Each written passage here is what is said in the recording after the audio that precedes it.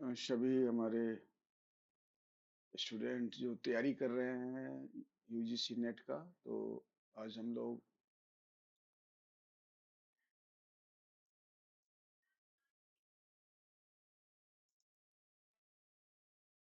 जो है यूनिट 2 हमारे बुक से लिया गया जो यूनिट 2 है, जिसमें टीचिंग एप्टीट्यूड के बारे में हम लोग ने अभी जान जानकारी ली कि कैसे टीचिंग एप्टीट्यूड, इसको हम लोगों ने आपको बता दिया था पिछले सेशन में। और आज हम लोग यूनिट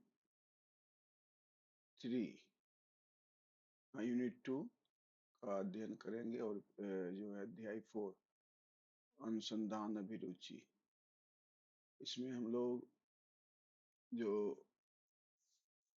अनुसंधान अभिरुचि में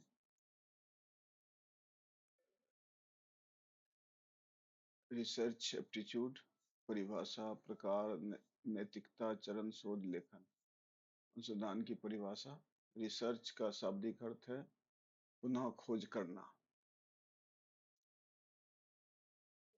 सिस्टमेटिक एंड लॉजिकल प्रोसेस जिसके माध्यम से तथ्यों की खोज, सिद्धांतों की पुष्टि और नए ज्ञान की प्राप्ति होती है। तो ये जानना जरूरी है।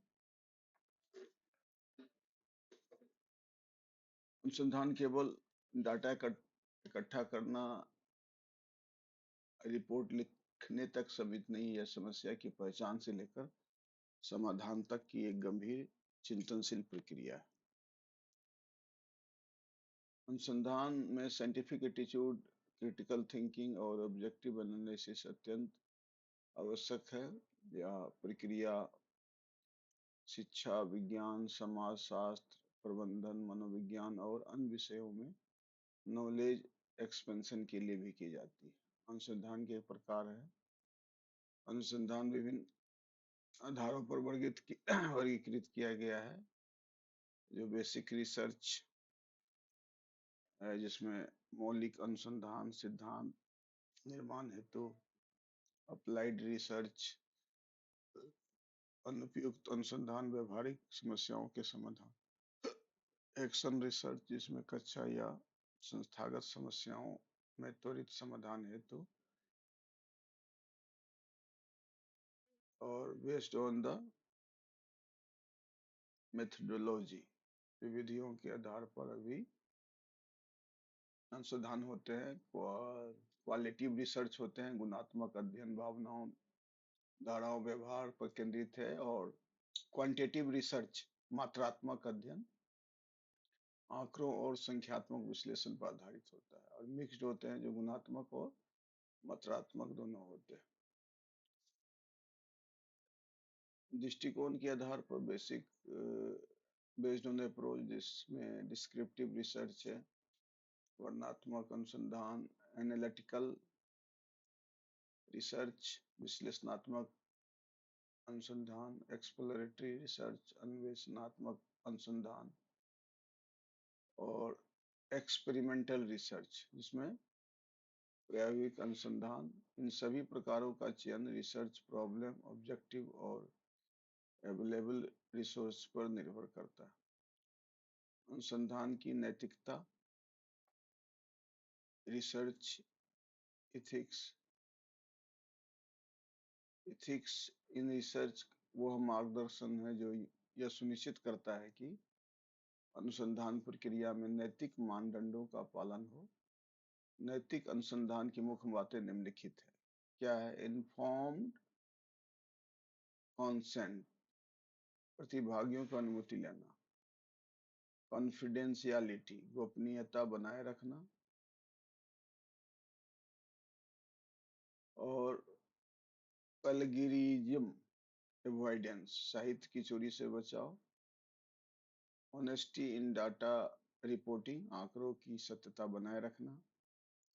रेस्पेक्ट फॉर इंटेलेक्चुअल प्रॉपर्टी, बौद्धिक संपदा का भी सम्मान होना चाहिए। तो जहां से हम लोग लेते हैं उसकी भी जो है हम लोग को मेंशन करना चाहिए। तो अनुसंधान की नैतिकता न केवल वैधानिक जरूरत है, बल्कि एक शोधकर्ता की जिम्मेदारी और पेशेवर ईमानदारी का भी प्रतीक भी है।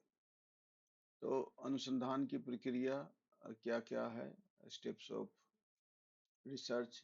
एक प्रभावी अनुसंधान के लिए कुल निश्चित चरणों का पालन किया जाता है। इसमें आइडेंटिफिकेशन ऑफ रिसर्च प्रॉब्लम, अनुसंधान की समस्या की पहचान, रिव्यू ऑफ लिटरेचर, पूर्व शोधों का अध्ययन, फॉर्मुलेशन ऑफ हाइपोथेसिस, परिकल्पना का निर्माण, रिसर्च डिजाइन, योजना बनाना, सैंपलिंग, नमूनों का चयन, डाटा कलेक्शन, आंकड़ों का संग्रह, डाटा एनालिसिस एंड इंटरप्रिटेशन, विश्लेषण एवं व्याख्या, फाइंडिंग्स एंड कंक्लूजन, निष्कर्ष निकालना, and the report thesis writing, report या शोध प्रबंध तैयार करना। इन चरणों में तार्किक अनुक्रम बनाए रखना और प्रत्यक्ष अनुभवों के आधार पर विश्लेषण करना एक गुड रिसर्च प्रैक्टिस मानी जाती है।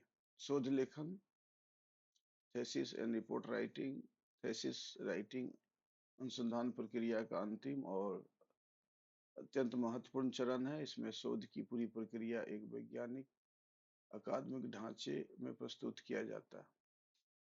एक प्रभावशाली रिसर्च रिपोर्ट में निम्नलिखित भाग शामिल होते हैं: टाइटल पेज, शीर्षक पृष्ठ, एब्स्ट्रैक्ट, संक्षिप्त सारांश, इंट्रोडक्शन, प्रस्तावना, रिव्यू ऑफ लिटरेचर। तो रिव्यू ऑफ लिटरेचर एंड उसके आगे जो है मेथोडोलॉजी, कार्य प्रणाली, डाटा एनालिसिस, आंकड़ों का विश्लेषण, result and discussion, conclusion and suggestion, and then bibliography या रेफरेंसेस, संदर्भ सूची और अपेंडिसेज परिशिष्ट। लेखन में स्पष्टता, तर्क, भाषा शुद्धता और साक्ष्यों का उचित प्रयोग अत्यंत आवश्यक होता है। निष्कर्ष, रिसर्च एप्टीट्यूड केवल अनुसंधान करने की क्षमता नहीं बल्कि सोचने, तर्क करने और नवाचार की नई दिशा में कार्य करने का एक दृष्टिकोण है। यह सफल शोधकर्ता वही है जो ethical value, scientific temperament and systematic methodology को अपनाकर समाज में शिक्षा का योगदान देता है। तो इससे हम लोग इससे संबंधित जो है कुछ एमसीक्यू पर भी हम लोग चर्चा करेंगे।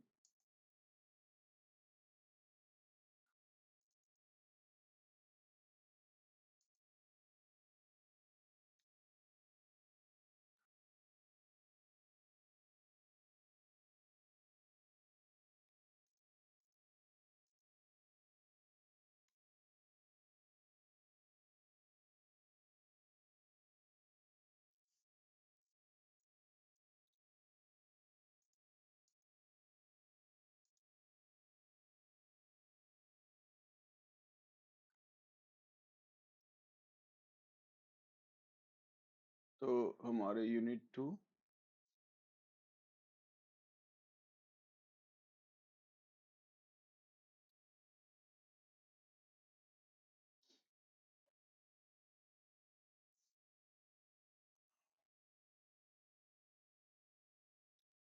तो एमसीक्यू को देखते हैं किस तरह का जो इससे संबंधित आते हैं। सूची 1, सूची 2, इनको मिलान करना है। ग्राउंडेड थ्योरी अनुसंधान, व्याख्यात्मक अनुसंधान, संबंधपरक अनुसंधान और लॉन्गिट्यूडनल, यानी ग्राउंडेड थ्योरी रिसर्च जो है अभी बताए थे हम लोगों की, जो किसी विशेष प्रगति मूल्यांकन के लिए ग्राउंडेड थ्योरी का उपयोग किया जाता है।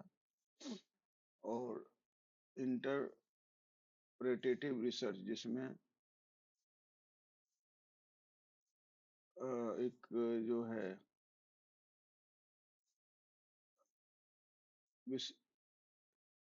व्याख्यात्मक तरीके से जो है रिपोर्ट जो है किया जाता है, जैसे धर्म ग्रंथ की आलोचना व्याख्या करना। और कोरिलेशन रिसर्च होता है, जैसे संबंध comparison of to values of same population हो गया। और संबंध पर माने लॉन्गिट्यूडिनल रिसर्च होता है, एक निश्चित अवधि के दौरान मूल्यांकन जो है। तो ये इस तरह का जो है विकल्प है। इसी तरह तार्किक प्रत्यक्षवाद ज्ञान और अलग अलग तरह के जो है आप देख सकते हैं कि एमसीक्यू है जो आते हैं आप लोगों के लिए। तो बीच बीच में हम लोग अलग अलग एमसीक्यू को हम लोग लेकर जैसे क्वेश्चन नंबर 5 है, एक शोधकर्ता समानता अपेक्षा की जाती है कि वह क्या करे। तो इसमें करेक्ट आंसर है बी, नए सिद्धांतों और सिद्धांतों का निर्माण करें, नए सिद्धांत का निर्माण करना। तो इस तरह एमसीक्यू इस पर आधारित भी आगे हम के चैप्टर में चर्चा करेंगे, लेकिन हम लोग का जो था कि रिसर्च एप्टीट्यूड में क्या अनुसंधान की मूल समझ, इसमेमें मीनिंग, टाइप्स, एथिक्स और स्टेजेस, थीसिस राइटिंग के बारे में क्वेश्चंस आते हैं। ये 5 इस तरह का 5 क्वेश्चन इस सेक्शन से आते हैं। तो हम लोग इसको यही समाप्त करते हैं और आगे पुनः हम लोग छोटे छोटे वीडियो में आपको इसको आगे बढ़ाएंगे और हम लोग इसका ऑनलाइन जो है मॉक टेस्ट भी करेंगे, जिससे आपको इसके बारे में ज़्यादा से ज़्यादा जानकारी मिले और आसानी से आप अपने जो पेपर 1 को अच्छे तरीके से आप क्रैक कर सके। तो चलिए फिर मिलते हैं नए वीडियो में नेक्स्ट चैप्टर में। अभी चैप्टर 5 में अभी थोड़ी देर में आपको उसकी वीडियो को लोड किया जाएगा। बहुत बहुत धन्यवाद।